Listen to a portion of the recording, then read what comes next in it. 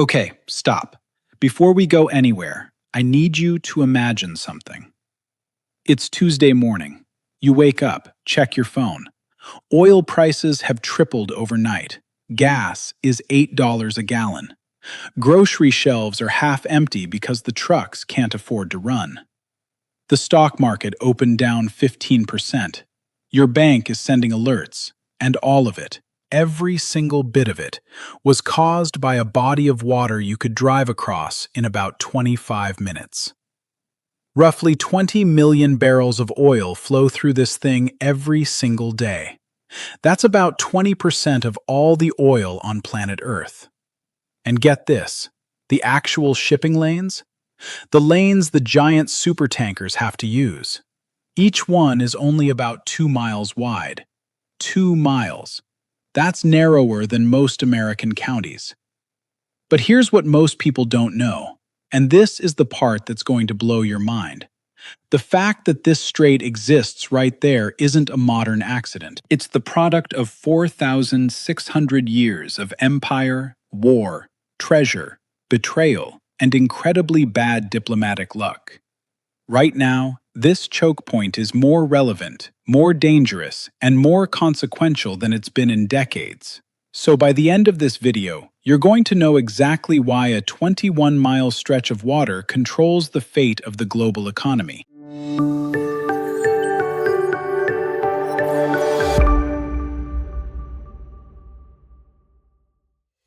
Picture the Persian Gulf. It's basically a giant bathtub, surrounded by Saudi Arabia, Kuwait, Iraq, Iran, the UAE, Qatar, Bahrain, and Oman. And like any bathtub, it's got a drain. That drain is the Strait of Hormuz. The strait sits between Iran to the north and the Musandam Peninsula, which is actually a little slice of Oman that sticks up like a thumb, to the south. It connects the Persian Gulf to the Gulf of Oman, which opens out into the Arabian Sea. The whole strait is about 104 miles long, but at its narrowest point, 21 miles, less than the distance from downtown Manhattan to Newark, New Jersey. The navigable shipping lanes, the lanes big enough for a supertanker loaded with 2 million barrels of oil, those lanes are each only about 2 miles wide. One lane heading in, one lane heading out, separated by a buffer zone. That is the hinge upon which the global economy swings. Countries like Japan, South Korea, India, and China don't just rely on this strait, they are existentially dependent on it. Over 80% of the oil flowing through Hormuz is headed to Asian markets. And here's the uncomfortable irony. It's primarily the United States Navy that patrols and protects it, protecting oil that's mostly going to China and Japan. Quick pause. I want to know something. Drop it in the comments right now. If the Strait of Hormuz closed tomorrow and gas hit $10 a gallon, what's the first thing you'd change about your life? We'll come back to why that question matters more than it sounds. Before there was oil, before there were supertankers or sanctions, this little strip of water was already one of the most important places on Earth. Sumerian merchants and Harappan traders were running commercial routes through this waterway as early as 2600 BCE. That's 4,600 years ago. What were they trading? Copper from Oman, fueling Bronze Age metalworking in Mesopotamia. Teak from the Indus Valley, shipped to Sumer for temple construction. Lapis lazuli, that gorgeous deep blue stone, making its way from Afghanistan all the way to Egypt. This strait wasn't just a shipping lane, it was a civilization connector. Then came the Persian Empire, the Achaemenids, Cyrus, Darius, Xerxes. They were the first imperial power to not just use the strait, but to own it. They understood that whoever controls this bottleneck controls the commerce of half the known world. Then came Alexander the Great. In 325 BCE, he sent his admiral Nearchus on the first recorded scientific survey voyage from the Indus River back to Susa, essentially mapping the navigable corridor that proved the waterway could sustain large-scale movement of goods and troops. By the 10th century, the city of Hormuz was legendary, one of the great commercial cities of the world. Frankincense, pearls, silk, ceramics, Arabian horses, spices, precious stones, all of it flowing through this one bottleneck, taxed by whoever happened to be holding the keys. Then, in the early 1500s, the Europeans showed up. Portuguese Admiral Afonso de Albuquerque arrived in the Persian Gulf in 1507. He was brilliant, ruthless, and had an almost supernatural ability to look at a map and immediately understand which single point controlled everything else. Portugal captured Hormuz Island in 1515 and implemented the Cartaza system, a written license for safe passage. Want to bring your ship through? Buy a Portuguese protection document. Don't have one? Your ship is fair game to be seized. It was the world's first maritime protection racket. Then came 1622, one of the most pragmatic, cold-blooded diplomatic deals in history. Persian Shah Abbas I wanted the Portuguese gone. The English East India Company wanted trading rights, so they made a deal. Persian soldiers, English ships. Together, they expelled the Portuguese. The treaties that grew from this became the legal foundation for what eventually became the United Arab Emirates. Then came 1908. British geologists struck oil in southwestern Persia, the first major commercial oil discovery in the Middle East. It was like someone lit a fuse on a bomb the size of a continent. The Persian Gulf turned out to sit on top of somewhere between 48 and 65% of all the proven conventional oil reserves on Earth. If Earth's oil reserves were divided up into 100 equal parts and buried randomly around the planet, roughly half of them ended up under one sea, flowing out through one 21-mile gap. It's a cosmic accident of plate tectonics. In 1973, the Arab oil embargo hit. OPEC cut off exports to countries supporting Israel. Gas prices quadrupled. Americans sat in lines stretching around city blocks just to fill a tank. The energy crisis reshaped American politics, urban planning, and foreign policy for generations. In September 1980, Saddam Hussein's Iraq invaded Iran, one of the bloodiest conflicts of the late 20th century, a grinding, horrific war that would last 8 years and kill between 500,000 and 1 million people. By 1984, neither side was winning on land, so Iraq made a bold, ruthless calculation. Why fight soldiers when you can strangle the enemy's economy? Iraq began attacking Iranian oil tankers using French-made Exocet anti-ship missiles fired from Mirage jets.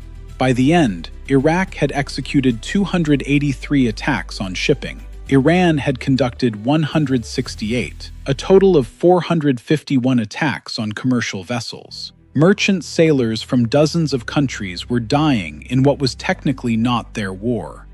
In 1987, the U.S. reflagged Kuwaiti oil tankers, literally changed their flag registration to American flags, so that an attack on them would be an attack on the United States. Then they sent the Navy in to escort convoys through the Gulf. Operation Earnest Will, the largest American naval convoy operation since World War II. On April 14, 1988, the USS Samuel B was sailing through the Gulf. Lookouts spotted floating mines. Commander Paul Rinn immediately ordered battle stations and began trying to back the ship out. They didn't make it in time. The explosion blew a massive hole in the hull, broke the keel, and nearly sank her. 4 days later, the United States Navy launched Operation Praying Mantis. In a single day, American forces destroyed 2 Iranian oil platforms, sank the Iranian frigate Sahand, sank a missile boat, and severely damaged another frigate. It was the first time the U.S. Navy exchanged surface-to-surface missile fire with an enemy since World War II. Short answer: Iran can't close it permanently. Longer answer: Iran doesn't need to close it permanently to cause catastrophic damage. They just need to make it dangerous enough that no shipping company will send a tanker through. Here's their toolkit. Iran's coastline lines up almost perfectly with those shipping lanes. From Iran's shore, a missile battery can reach almost every inch of usable water in the strait. You don't need a sophisticated air force. You don't even need a submarine. The geometry of the strait makes Iran's position almost uniquely advantageous. If the strait closed fully, that removes approximately 20 million barrels per day from global markets. Energy economists' consensus: oil prices spike to $120, $150 a barrel within days, sustained for weeks or months, $180 to $200 a barrel. At the pump, $7, $8, even $9 a gallon. Everything you buy, food, medicine, electronics, goes up. The countries most exposed are the ones you might not expect. Japan imports nearly all of its oil, and a massive percentage flows through Hormuz. A closure could genuinely be a civilizational-scale crisis for Japan. South Korea and India face similarly grim math. Saudi Arabia has a pipeline that can carry 5 million barrels a day to the Red Sea. The UAE has another that handles 1.5 million. Combined, maybe 6.5 to 7 million barrels a day can bypass the strait. The problem? 20 million barrels a day flow through it. You can reroute maybe a third. The rest is stuck. The Strait of Hormuz has never been more geopolitically contested. Iran has used the threat of closure as a political weapon repeatedly over the past decade. Every time US-Iran tensions spike, the strait becomes a pawn in the negotiation.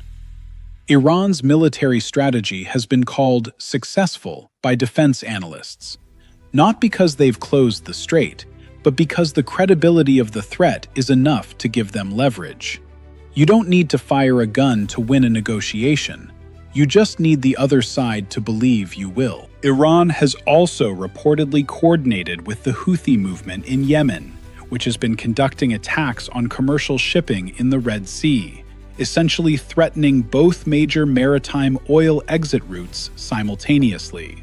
It's a multi-pronged strategy that pins down US naval resources and keeps global energy markets permanently on edge. The US and its allies maintain a significant naval presence. The Fifth Fleet in Bahrain coordinates with allied navies to provide convoy escorts and mine-clearing capability. But the math is uncomfortable. Defending a 2-mile-wide shipping lane against a determined adversary using cheap, asymmetric weapons is genuinely hard. There's a 19th-century British geographer named Halford Mackinder who argued that whoever controls the heartland of Eurasia controls the world. But for the last 80 years, there's been a simpler version. Whoever controls the Strait of Hormuz holds a knife to the throat of industrial civilization. And right now, that's a very complicated situation. Here's the thing most people miss when they talk about the Strait of Hormuz. Everyone focuses on the threat, Iran closing it, oil prices spiking. And yeah, that's real. But the deeper, more mind-bending truth is this. The fact that it hasn't been closed, despite wars, despite sanctions, despite 5 decades of threats, is actually one of the most remarkable pieces of global cooperation in human history, and it's mostly invisible. Every single day, a convoy of massive supertankers threads through a 2-mile-wide corridor, coordinated through a traffic separation scheme managed by the International Maritime Organization, protected by multiple nations' navies, insured by Lloyd's of London, tracked by satellite, and delivered with a reliability that global industrial civilization has simply baked in as if it were guaranteed. It's not guaranteed. It never has been. The Portuguese thought their Cartaza system would last forever. It lasted 115 years, and then it was gone in a joint Anglo-Persian raid that took weeks. The British thought their naval dominance east of Suez was permanent. They pulled out in 1971. Nothing about the current system is permanent either. Here's what is permanent: the geography. That 21-mile gap between Iran and Oman is not going anywhere. The oil under the Persian Gulf is not going anywhere, at least not for another generation or two. And the structural dependency of the global economy on what flows through that gap? That's changing, but slowly. Which means the Strait of Hormuz is going to remain one of the most consequential pieces of geography on Earth for the foreseeable future. The fact that you filled your gas tank this week without thinking about all of that, without knowing the name Strait of Hormuz, without understanding the 4,600-year history of empire and war and trade that shaped it, is both a testament to how well that system works and a warning about how badly it could all unravel. Because systems that seem permanent don't fail slowly and obviously. They fail fast. They fail when one mine, one missile, one decision by one government changes everything.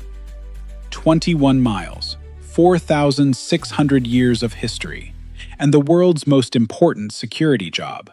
The world that prevents $10 gas isn't built in car dealerships or solar panel factories. It's built in the waters of the Persian Gulf, in diplomatic backchannels between Washington and Tehran, in the naval patrols at the mouth of a strait most people have never heard of, until now. And if this video made you see the world a little differently, subscribe, because next time we're going to look at the other great choke point threatening global trade right now, the Bab el-Mandeb Strait, where Houthi drones have already done what everyone feared Hormuz would. You're going to want to see that one. If you dropped your $10 gas answer in the comments earlier, I'm reading every single one. Hit subscribe so you don't miss the Bab el-Mandeb video. And if this hit different, share it with someone who's never thought about where their gas actually comes from. See you there.